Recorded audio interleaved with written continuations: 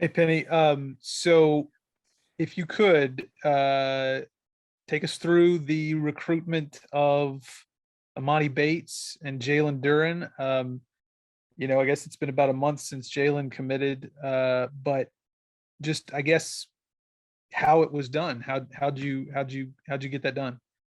Just building relationships with both kids. With Jalen, it was, I liked this game, reached out to him and his mother, and started talking to him and built a really good relationship with him. Earned his trust early, knew what his vision and his mission was with getting to the NBA.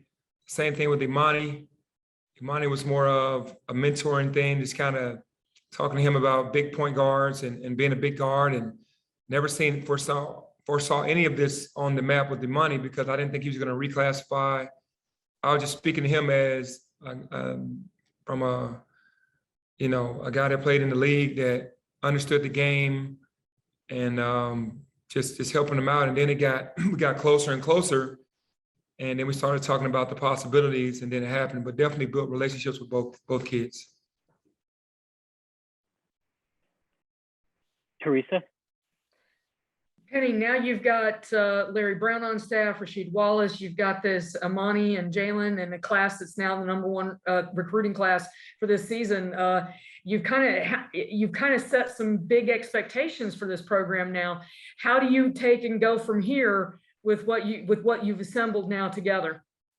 Well, first of all, I'm happy and blessed to be able to be in this position, to be able to get Rasheed and Coach Brown on the staff, and then to be able to get two of the best players in the country in Jalen and Emoni. I guess where we go from here is we get the rest of the crew and we get to work. And that's what we've been trying to do, trying to get the coaches acclimated, just like we're trying to get the freshmen acclimated. Earl and Chandler are new acquisitions that are older guys, but, new team. So just really trying to get everybody as comfortable as possible and just grind and work, and rowing the boat in the same direction. So with having all of this talent on the coaching staff, and then having a lot of talent on with the roster, it's just basically now just trying to get the chemistry down and getting the verbiage down, and just having the same like minds on a daily basis. Cassie, go ahead, please. Penny, last year after you kind of lost some recruits to the G League, you made a comment how you're going to have to change how you recruit with the G League as an option. Wondering if you had to do anything specific or if NIL did that for you.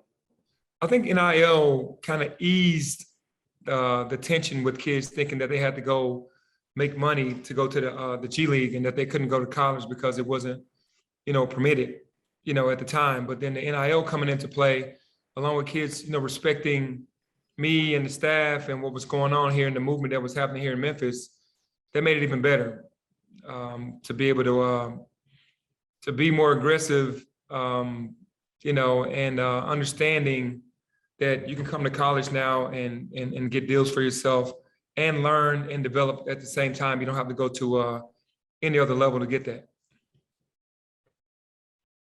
Isaac, go ahead. Oh, hey, Coach. Talk about the wealth of talent and depth that you assemble and how much that competition in practice will help you guys. And also, how is Timberlake coming back off the injury?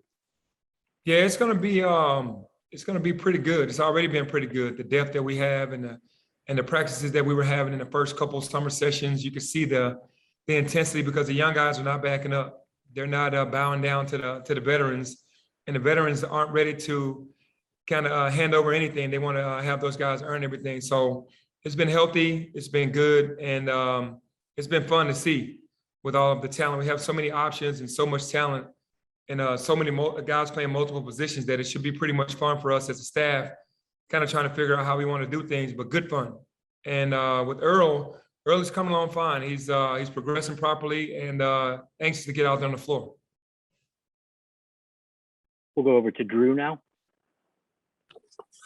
Hey, Penny, obviously, to be able to pull something off like this, it takes a lot of moving pieces. So I'm wondering, this offseason, is there a moment where you sort of realized that it was all going to come together, that you could get Jalen, Emoni, Rasheed, and Larry Brown and, really build, a lot of hype behind this program? Was there a moment that stood out, like a moment of celebration?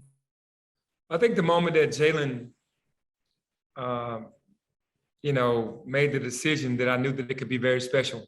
That was before Rasheed actually signed. That was before Emoni committed.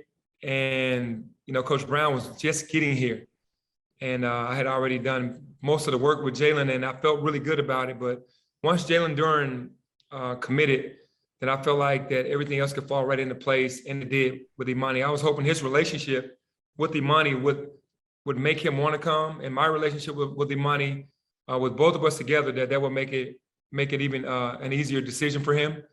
And with Rasheed, having Coach Brown, a familiar face, and he and I respecting each other's minds and games and IQ of the game, and what we did for the league, that it would be pretty cool to have him as well. And when he told me that he was on board, I was excited about that as well. I see 3 more lined up here. We'll go first to Terry. Hey, Coach, how you doing? Doing good. How are you? Hi, 2 things. You got any information or latest information on when the schedule will be released? And when can you give us any information about Midnight Madness?